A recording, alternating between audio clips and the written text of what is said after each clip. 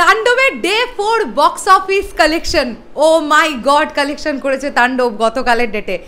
Multiplex চেনে যে কি দুর্দান্ত লেভেলে ব্যবসা হচ্ছে তাণ্ডবের, সেটা জাস্ট চাক্ষুষ প্রমাণিত। বন্ধুরা, গত 3 দিনে মানে তাণ্ডবের তৃতীয়তম দিন পর্যন্ত মাল্টিপ্লেক্সে যত টাকা কালেক্ট করতে পেরেছিল তাণ্ডব, চতুর্থ দিনে এসে তার থেকেও বেশি কালেকশন করেছে। মানে 82 lakhs প্লাস, 82 লক্ষ টাকা প্লাস কেবলমাত্র মাল্টিপ্লেক্স চেন থেকে কালেকশন করেছে তাণ্ডব তার চতুর্থতম দিনে। এবং গতকালের ডেটে আমরা যে হারে হাউসফুল, যে হারে অলমোস্ট ফুল দেখতে পেয়েছি, মানে জাস্ট অলমোস্ট ফুল আর হাউসফুল, অলমোস্ট ফুল আর হাউসফুল, এর বাদে জাস্ট আর কিছু নেই তাণ্ডবের। আমি এখন এই ভিডিওতে তোমাদেরকে এটাও বলার চেষ্টা করব যে চতুর্থতম দিনের টোটাল তাণ্ডবের বক্স অফিস কালেকশন কত হতে পারে। এবং সবচাইতে আনন্দের কথা কি জানো, মাত্র 4 দিনের মধ্যে মাল্টিপ্লেক্স চেন থেকে 2,60,00,000 টাকার ওপরে কালেকশন করেছে তাণ্ডব, গ্রস কালেকশন মাত্র 4 দিনে। তোমরা বুঝতে পারছো, যদি এইভাবেই চলতে থাকে, এখনও ছুটি বাকি আছে 5-6 দিন, যদি এইভাবেই চলতে থাকে তাহলে পার ডে মোটামুটি 80 লাখ 82 লাখ এই কালেকশনটা যদি হোল্ড করতে থাকে, 10 দিনে তো এমনি 7.5 থেকে 8 কোটি টাকা চোখ বন্ধ করে মাল্টিপ্লেক্স চেনে গ্রস কালেকশন করবে তাণ্ডব। তাহলে ফিল করতে পারছো ব্যাপারটা কি? চলো আমরা দেখি একটুখানি বক্স অফিস কীরকম কী হয়েছে। থ্যাঙ্কস টু BMR, তারা একদম ডিটেলস করে বক্স অফিসটা দিয়েছে। আমি তাদের কাছ থেকে হিসেবটাও পরিষ্কারভাবে জানতে পারি যে স্টার সিনেপ্লেক্সে কতগুলো হাউসফুল গেল, অলমোস্ট ফুল গেল। আগে মাল্টিপ্লেক্সের দিকটা দেখি, তারপরে আমরা সিঙ্গেল স্ক্রিন নিয়ে কথা বলছি। ওকে, আমরা দেখতে পাচ্ছি ঈদের দ্বিতীয় দিনের রেকর্ড তৃতীয় দিনে, এবং তৃতীয় দিনের রেকর্ড চতুর্থ দিনে ভাঙল তাণ্ডব। মাল্টিপ্লেক্সে আরও একবার সিঙ্গেল ডে রেকর্ড কালেকশন তুলে নিল সিনেমাটি, ব্লকবাস্টার রেসপন্স। গতকাল star cineplex, lion cinemas, grand Sylhet movie theatre, মমিন, গ্র্যান্ড রিভারভিউ সিনেপ্লেক্স, মনিহার সিনেপ্লেক্স, মধুবন সিনেপ্লেক্স, স্বপ্নীল সিনেপ্লেক্স মিলিয়ে মোট শো চলেছে 84টা। এর মধ্যে স্টার সিনেপ্লেক্সের 46টার মধ্যে 45টা শোই ছিল houseful. Can you imagine? Shakibian ভাইরা বোনেরা, তোমরা কল্পনা করতে পারছো এটা, যে 46টা শোয়ের মধ্যে 45টা হাউসফুল গেছে স্টার সিনেপ্লেক্সে? বাপরে বাপ, আরবান অডিয়েন্স গিলে খেয়ে ফেলছে তাণ্ডবকে। মানে শহরতলির অডিয়েন্স, মাল্টিপ্লেক্সের অডিয়েন্স একদম জাস্ট হাঁ করে আছে, তাণ্ডব গিলে খেয়ে ফেলছে। এবং তারা, আমার মনে হয় একবার তাণ্ডব দেখে তাদের মন ভরবে না, এবার মাল্টিপ্লেক্সের রিপিট অডিয়েন্স হতে দেখতে পাবো আমরা। চলো আমরা তারপরে দেখি। বাকি একটি ভিআইপি শো অলমোস্ট ফুল গেছে গতকাল। বাকি একটি ভিআইপি শো বললাম, লায়ন সিনেমাসে 11টি শোয়ের মধ্যে 7টি শো হাউসফুল এবং 2টি অলমোস্ট ফুল ছিল।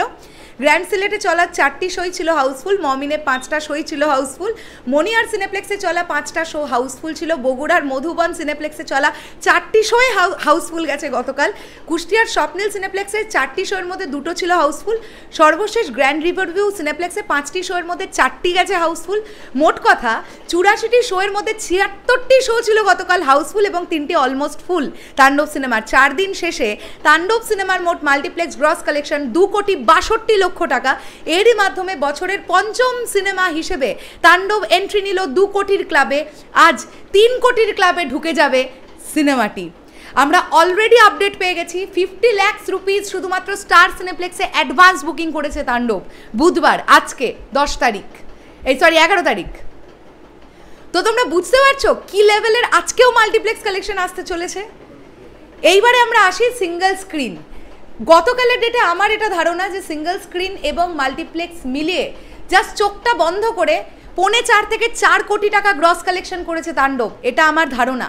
হ্যাঁ, সকাল থেকে দুপুর পর্যন্ত বেশ কিছু সিঙ্গেল স্ক্রিনে একটু ভিড়টা কম ছিল, অকুপেন্সি মোটামুটি 60%, 55, 70 এরকম গেছে, বাট চিত্রটা বদলে গেছে বিকেলবেলার পর থেকে। এবং প্রচুর হাউসফুল শো গতকালের ডেটেও সিঙ্গেল স্ক্রিনে তাণ্ডব দেখেছে, স্পেশালি সেকেন্ড হাফে। তো ডে 4-এ আমার এটা ধারণা প্রায় 4 কোটি টাকার একটা গ্রস কালেকশন করেছে তাণ্ডব। আর যদি সেটাই হয় তাহলে 4 দিনের মাথায় এসে 14 কোটি টাকার গ্রস কালেকশন এখন তাণ্ডবের খাতায়। পুরো বাংলাদেশ মিলিয়ে 14 কোটি টাকা 4 দিনে। জাস্ট আনবিলিভেবল রেকর্ড ক্রিয়েট করছে তাণ্ডব। এবং মাল্টিপ্লেক্সের অডিয়েন্স যেভাবে তাণ্ডব দেখছে, ভাই আলাদাই ব্যাপার। আমি দেখছি আর অবাক হয়ে যাচ্ছি, প্রত্যেকে বলছে তারা এই ব্যাপারটাকে, তাদের এই কনসেপ্টটাই ভালো লেগেছে।